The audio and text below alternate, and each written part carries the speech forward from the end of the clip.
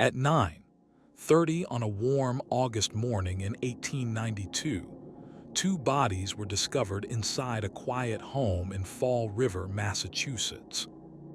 One was slumped on a sofa, struck repeatedly in the face and head. The other lay upstairs, nearly unrecognizable. No screams were heard. No intruder was seen. Nothing was stolen. And the only person inside the house was the victim's daughter. What investigators found inside that house didn't make sense then. And more than a century later, it still doesn't. Because despite the violence, despite the proximity, and despite the suspicion, the woman accused of committing these murders walked free. Stay with me, because every detail in this case raises a question investigators never fully answered. Fall River, Massachusetts in the late summer of 1892 was a town built on routine. Factories ran early and late. Church bells marked the days. Neighbors knew one another by name. On 2nd Street stood a modest but solid home belonging to Andrew Jackson Borden. Andrew Borden was wealthy but frugal to the point of obsession. Despite owning multiple properties and holding significant financial power, he lived simply and expected the same from everyone under his roof. His second wife, Abby Durfee Gray Borden, managed the household. She had been married to Andrew for years, but the relationship between Abby and Andrew's daughters was never warm. Lizzie Andrew Borden was 32 years old, unmarried, active in church groups, known in the community as quiet, reserved, and proper. From the outside, the Borden home appeared orderly. Inside, tension lived in small details. Money was a constant source of conflict. Property disputes created resentment. And conversations between Lizzie and Abby were polite, but distant. On the morning of August 4th, Lizzie's older sister Emma was away visiting friends. That left 4 people in the house: Andrew Borden, Abby Borden, Lizzie Borden, and the family's live-in maid, Bridget Sullivan. Andrew left the house early that morning to conduct business as usual. He had no way of knowing it would be the last time he ever stepped outside alive. Late that morning, Bridget Sullivan was resting upstairs, exhausted from cleaning windows in the heat. Suddenly, she heard Lizzie calling out, "Come down quick, Father's dead." Bridget rushed downstairs. Andrew Borden lay on the parlor sofa. His face was destroyed by repeated blows. Blood pooled beneath him. Neighbors were summoned. A doctor was called. Word spread rapidly down 2nd Street. But something was missing. Abby Borden. At first, no one searched for her. Only later did someone go upstairs. In the guest bedroom, Abby Borden lay face down on the floor. She had been struck again and again, more times than Andrew. The violence was staggering. What made it worse was the silence. No screams had been reported. No one nearby heard a struggle. Let's slow this down. There was no sign of forced entry. No broken windows. No damaged doors. No evidence of a robbery. Andrew Borden was attacked while resting on the sofa. Abby Borden had been attacked earlier upstairs, which means the killer remained inside the house, unnoticed. In the basement, police later discovered a hatchet head. The handle was missing. It appeared to have been cleaned. There was no visible blood. No fingerprints tied it to anyone. Lizzie told police she had been in the barn at the time of the murders. She said she heard nothing unusual. She said she found her father when she returned inside. Her account of events shifted slightly each time she told it. Small changes, nothing dramatic, but enough to draw attention. Then there was the dress. Days after the murders, Lizzie was seen burning a blue dress in the kitchen stove. She said it was stained with paint. Others believed it was stained with blood. Later, this detail would become crucial. And then there was the poison. The day before the murders, Lizzie had reportedly attempted to purchase a powerful acid from a local drugstore. She said it was for cleaning or for a fur garment. The druggist refused. At the time, no one questioned it. The investigation moved quickly and imperfectly. The crime scene was not preserved properly. Potential evidence was handled freely. Clothing was never conclusively tested. The suspected weapon produced no definitive answers. Bridget Sullivan testified that she heard no intruder and saw no one enter or leave. That left only one possibility: someone inside the house. Lizzie Borden became the focus. But the case against her was built entirely on circumstantial evidence. No one saw her commit the crime. No blood was found on her body. No witness placed a weapon in her hands. Other suspects were briefly considered: a visiting uncle, local laborers, strangers passing through town. Each was dismissed. The narrative narrowed. When Lizzie was arrested, the country paid attention. When the trial began, it became a national spectacle. The courtroom filled with reporters. The public waited. And after everything was presented, the jury deliberated for just over an hour. Lizzie Borden was acquitted. The investigation moved quickly and imperfectly. The crime scene was not preserved properly. Potential evidence was handled freely. Clothing was never conclusively tested. The suspected weapon produced no definitive answers. Bridget Sullivan testified that she heard no intruder and saw no one enter or leave. That left only one possibility: someone inside the house. Lizzie Borden became the focus. But the case against her was built entirely on circumstantial evidence. No one saw her commit the crime. No blood was found on her body. No witness placed a weapon in her hands. Other suspects were briefly considered: a visiting uncle, local laborers, strangers passing through town. Each was dismissed. The narrative narrowed.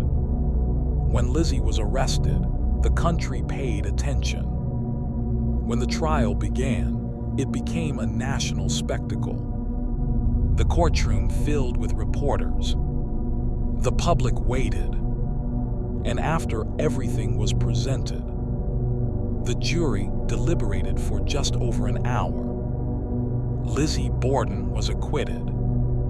By the time Lizzie Borden was formally charged with murder, Fall River was no longer just a factory town. It had become the center of national attention. Newspapers arrived from Boston, then from New York, then from across the country. Everyone wanted to know the same thing. How could two people be killed so violently, inside their own home, in the middle of the day without anyone noticing? And why was the only surviving family member acting the way she was? The trial began in June of 1893. Lizzie Borden entered the courtroom dressed conservatively, her posture calm, her expression controlled. She did not look like what many people imagined a killer should look like. At the time, that mattered very much. Women were viewed as caretakers, as gentle, as incapable of such brutality. And Lizzie knew that every eye in the room was studying her. Not just the evidence. The prosecution's case was built on circumstance. There was no eyewitness, no confession, no blood-stained weapon directly tied to Lizzie. What they had instead were questions, and a timeline that felt uncomfortably tight. Let's go back to the morning. Abby Borden was killed first. She was struck upstairs in a guest bedroom while facing away from the door. This suggested surprise. Andrew Borden was killed later. He was struck while resting on the sofa. This suggested comfort, familiarity, someone he trusted. The prosecution argued that Lizzie had the opportunity. She was in the house. Bridget Sullivan was outside, washing window, then resting upstairs. No one else was seen entering or leaving, which meant the killer never left. Then there was the matter of the dress. Several witnesses testified that Lizzie had burned a blue dress shortly after the murders. She claimed it was ruined by paint, but paint was never confirmed. The prosecution implied the dress had been destroyed to eliminate evidence. Blood evidence. What would you have done if you were innocent? Would you burn clothing days after a double homicide? Or would you keep everything exactly as it was? Then came the poison attempt. The druggist testified that Lizzie had tried to purchase prussic acid the day before the murders. A powerful poison. When asked what it was for, her explanation made little sense. The judge later ruled this testimony inadmissible. The jury never officially heard it, but the public did. And once something enters the public imagination, it never fully leaves. Lizzie's behavior was also placed under scrutiny. Her emotional responses were described as inconsistent, at times calm, at times distant, at times strangely detached. She fainted upon hearing details of the autopsies. Some believed this showed sensitivity.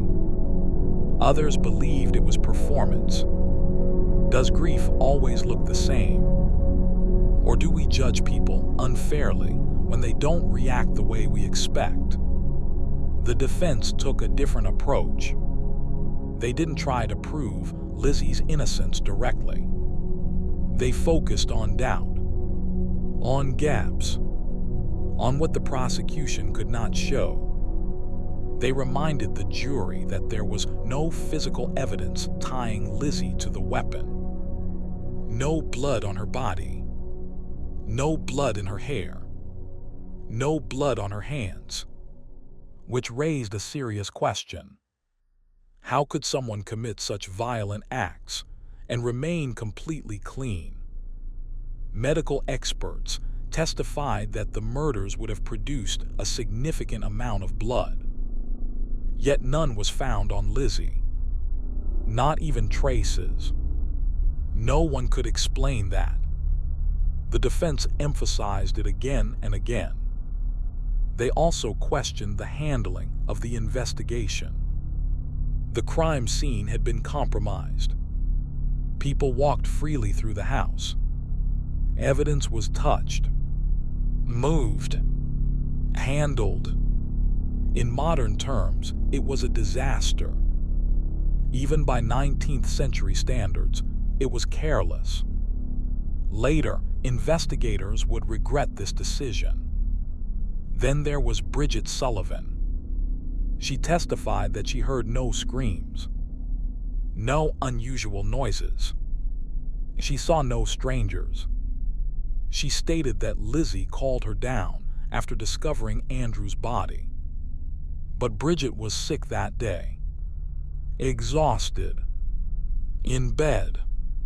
Her awareness of what happened may have been limited. Could something have happened without her noticing? Or was someone relying on that fact? Other possible suspects were introduced. An uncle who visited the day before. A man reportedly seen nearby acting strangely. Local laborers who may have held grudges against Andrew Borden. Each possibility was raised, then dismissed.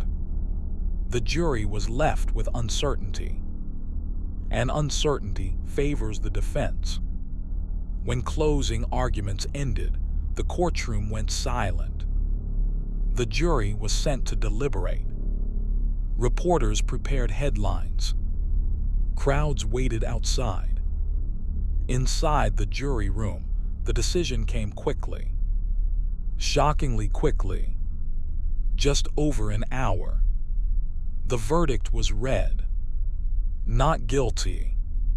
Lizzie Borden showed little reaction. She was free. But freedom did not end the story. It changed it. After the trial, Lizzie inherited Andrew Borden's estate. She moved into a new, larger home. She lived comfortably. But Fall River never forgot. Children whispered rhymes. Neighbors avoided her. Some believed the jury was right. Others believed justice had failed. And the case became something else entirely. A legend. Years passed. Lizzie remained in the public eye. She lived quietly, but never escaped the shadow of that morning. When she died in 1927, the question remained unanswered. Let's pause here. No one ever proved Lizzie committed the murders. No one ever proved she didn't. Which leaves us with a problem. Because if Lizzie didn't kill her father and stepmother, then who did? And how did they disappear without a trace? In Part 3, we'll examine the alternate theories. The overlooked suspects. The details investigators ignored. And the uncomfortable possibility that the truth was hiding in plain sight the entire time. Before you move on, ask yourself this. If this case happened today, with modern forensics, would the outcome be the same? Or would the story end very differently? After the verdict, many people tried to move on. The courts had spoken. Lizzie Borden was free. But the case refused to settle. Because the verdict did not answer the most basic question. If Lizzie didn't kill Andrew and Abby Borden, then someone else had to. And that meant the real killer was never found. Almost immediately, attention shifted away from Lizzie and toward the people investigators had brushed aside. Some were questioned briefly, others barely at all, and some were dismissed for reasons that would later feel uncomfortably thin. Let's start with the most obvious problem. The timeline. Abby Borden was killed first. Andrew Borden was killed later, which means the murderer remained inside the house for a period of time. Unseen, unheard, comfortable enough to wait. That detail alone changes everything, because it suggests familiarity with the house, with the routine, with the people inside. One of the earliest alternate suspects was Andrew Borden's brother-in-law, John Morse. He had stayed at the house the night before the murders. He left early that morning. He claimed to be visiting relatives at the time of the killings. His alibi was never fully verified. At the time, investigators accepted it. No further pressure was applied. Later, some would wonder why. Was it respect for family? Or simply convenience? Then there were reports of a strange man seen near the Borden property in the days leading up to the murders. Witnesses described someone lingering, watching. No name was ever confirmed. No arrest followed. The information was logged and forgotten. At the time, no one questioned it. Andrew Borden was not a popular man. He was wealthy. He was strict. He was known for disputes with tenants and business partners. Some believed he had made enemies. People who felt cheated. People who felt humiliated. People who felt angry. In a town full of laborers struggling to survive, resentment toward a man like Andrew Borden was not unusual. But police never seriously pursued this angle. There was no systematic review of disgruntled tenants. No deep dive into business conflicts. The investigation remained narrow. Then there was Bridget Sullivan, the maid. She was present in the house. She was exhausted. She was ill. She was the one person Lizzie called for help. Bridget testified that she heard no screams. But consider this. The attacks were brutal. Repeated blows. Extreme force.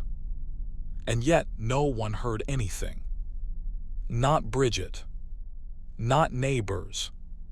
Not passers-by. Does that make sense to you? Or does it suggest something else? Bridget's movements that morning were loosely documented. She was washing windows outside, then resting upstairs. She claimed she was asleep. She also left the house shortly after the murders, reportedly to recover from illness. Some later questioned whether she knew more than she admitted.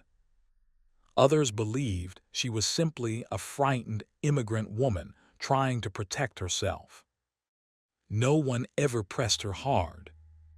No charges were considered. There was also the possibility of an unknown intruder. Someone who entered the house quietly. Someone who waited. Someone who left without being seen. But this theory struggled against the evidence. There were no signs of forced entry. Doors were locked. Windows were intact. And nothing was stolen. Which raised a troubling question. Why would an intruder risk staying inside the house long enough to commit 2 murders without taking anything? Another overlooked detail involved the neighborhood itself. 2nd Street was not isolated. People came and went. Carts passed by. Workers moved through the area. If someone unfamiliar had entered or exited the house around the time of the murders, it should have been noticed. But no such sighting was confirmed, which brought suspicion back inside. Again. And then there's the weapon. The hatchet head found in the basement. A clean. Handle missing. No blood. No definitive proof. Investigators assumed it was the murder weapon, but they could never prove it. Other tools were present in the house. Axes, hatchets, implements capable of causing the injuries. None were conclusively linked, which means the actual weapon may never have been identified at all. Later, investigators would regret this decision. There's another detail people often miss. Abby Borden was wearing a simple house dress. Andrew Borden was still in his street clothes. That suggests Abby was attacked during normal household activity. Not during a confrontation.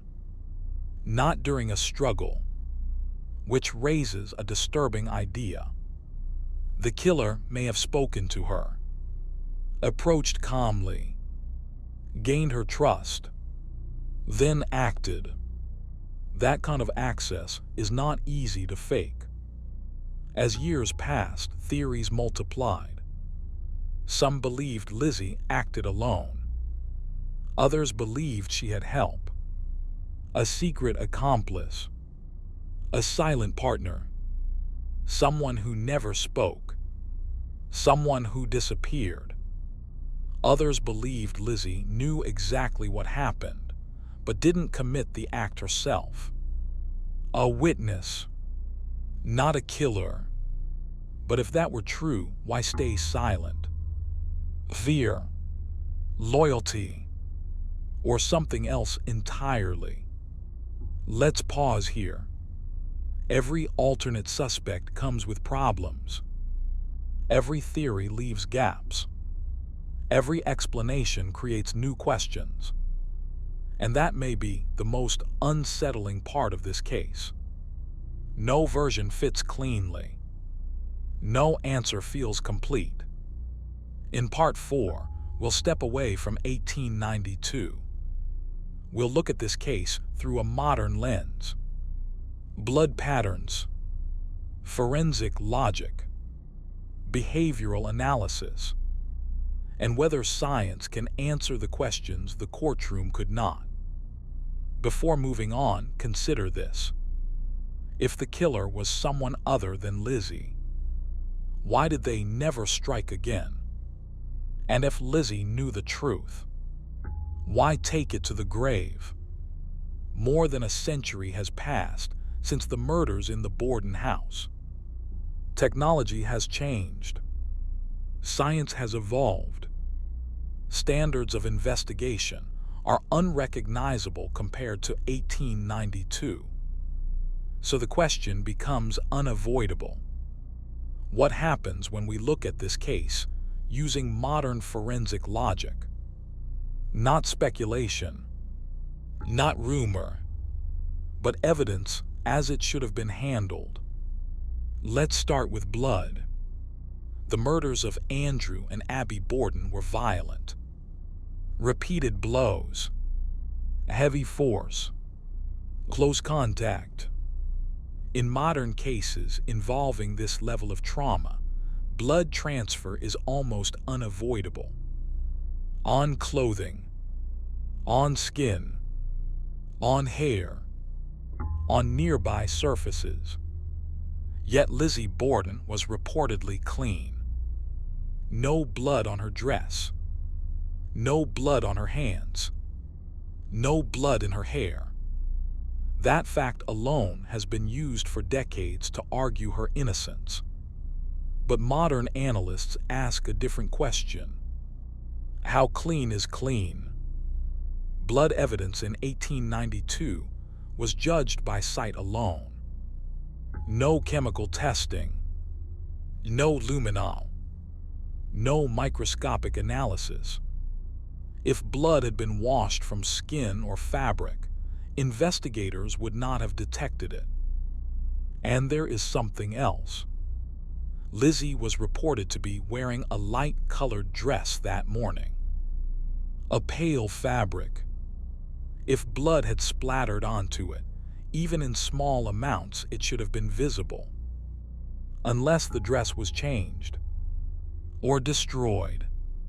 Which brings us back to the burned clothing. The blue dress. Lizzie said it was ruined by paint. Witnesses said she destroyed it days after the murders. Modern forensic logic treats destruction of potential evidence as a red flag. Not proof, but concern. Ask yourself this: if you were innocent and suspected, would you destroy anything connected to the day of the crime? Or would you preserve it? Later, investigators would regret not seizing that dress immediately. Now let's talk about timing. Medical examiners estimated Abby Borden was killed earlier than Andrew. This means the killer waited inside the house. Quiet, patient. Waiting requires confidence.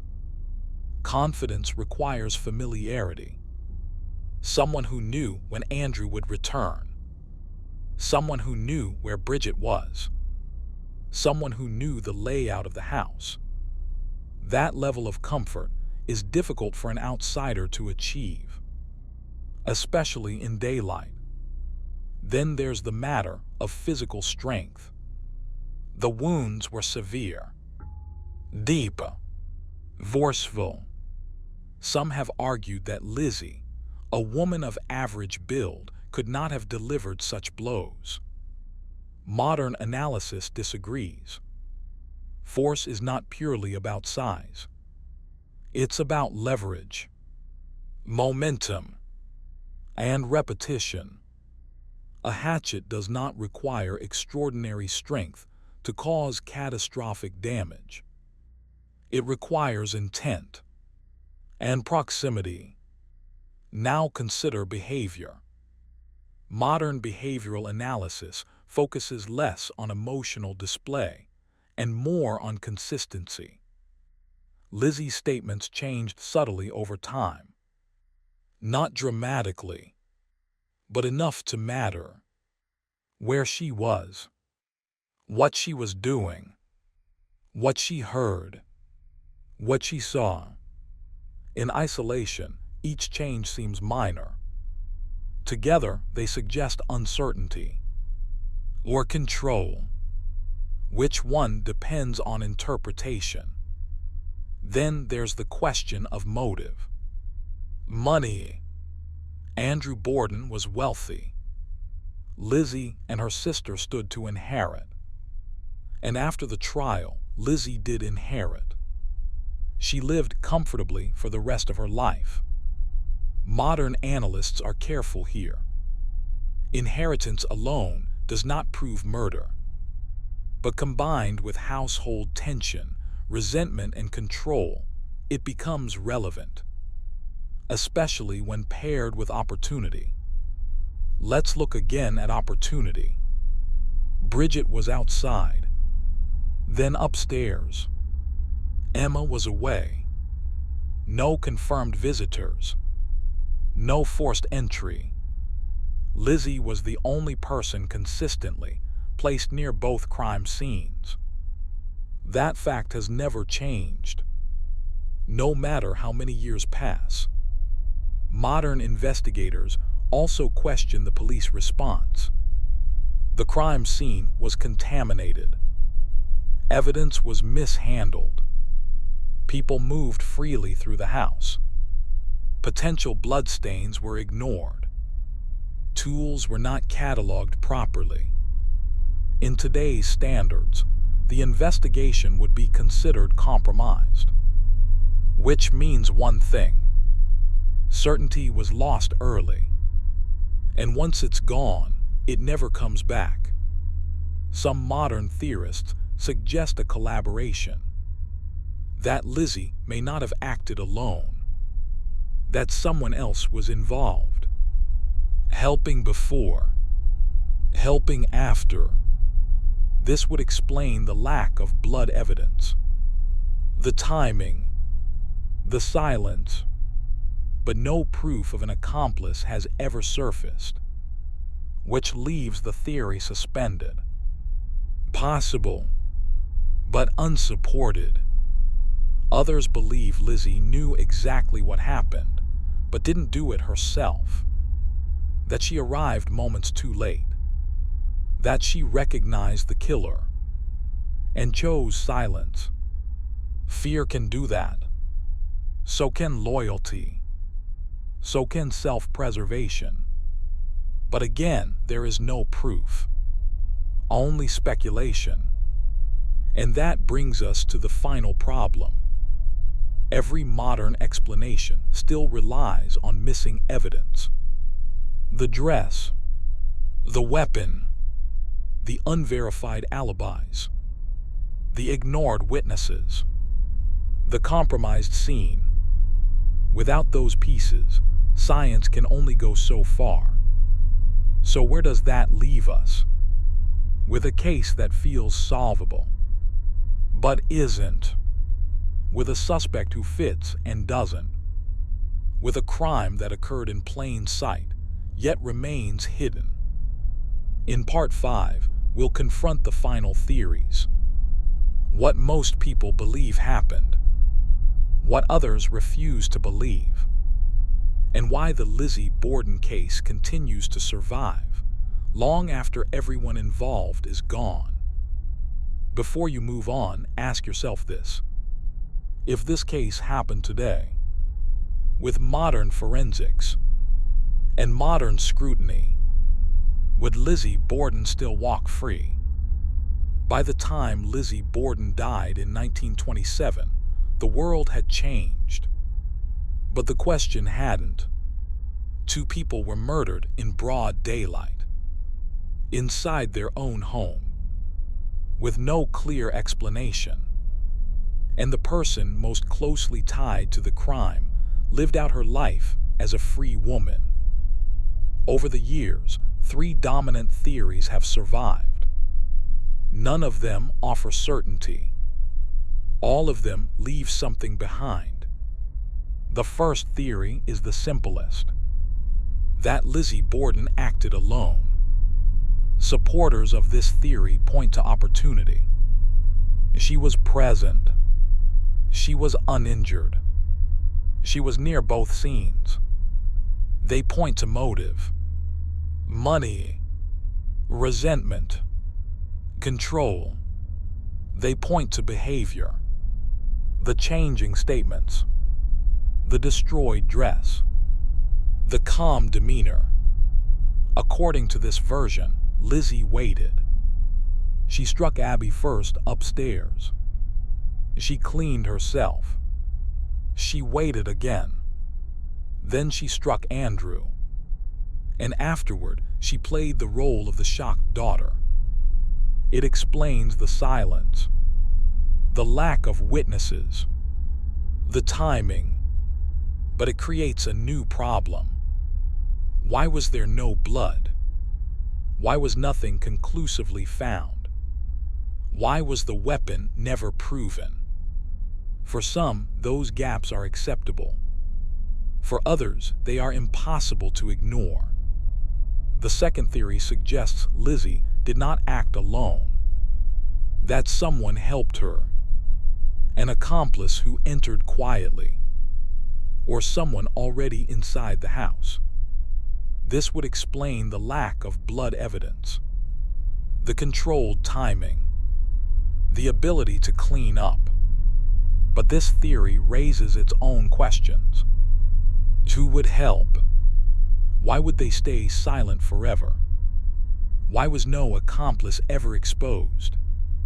There is no proof, only possibility. And possibility is not evidence. The third theory removes Lizzie from the act itself, that she did not kill Andrew and Abby, but that she knew who did, and chose silence. This theory depends on fear, or loyalty, or something that made speaking impossible. But again, there is no proof, only interpretation. And interpretation changes with the listener. What we do know is this: the investigation failed early. The scene was compromised. Evidence was mishandled. Opportunities were missed. Once that happened, certainty became unreachable. No modern test can recover what was never preserved. No analysis can replace what was destroyed. and no verdict can fully close a case built on doubt. Lizzie Borden lived the rest of her life under a shadow. She was acquitted in court, but never acquitted in public opinion. Children recited rhymes. Strangers stared. Neighbors whispered. Her name became a story instead of a person. And that story took on a life of its own. Today, the Borden house still stands. People walk through the rooms. They stand where Andrew fell. They look at the stairs Abby climbed. And they ask the same question people asked in 1892. How did this happen? And who was truly responsible? The Lizzie Borden case survives because it sits at the edge of certainty, because it feels solvable, because every explanation feels almost right, and because almost right is never enough. So now the question turns to you. After hearing everything, do you believe Lizzie Borden killed her father and stepmother? Or do you believe the truth was buried with the evidence investigators failed to protect? And if justice failed once, how many other stories ended the same way? This case has no ending, only a choice. What you believe happened, and what you believe was missed. If you've listened this far, leave your theory below. Because some stories only stay alive when people keep questioning them. And this one never stopped. If stories like this matter to you, the ones with unanswered questions and details that never quite fit, consider subscribing. New true crime documentaries every week.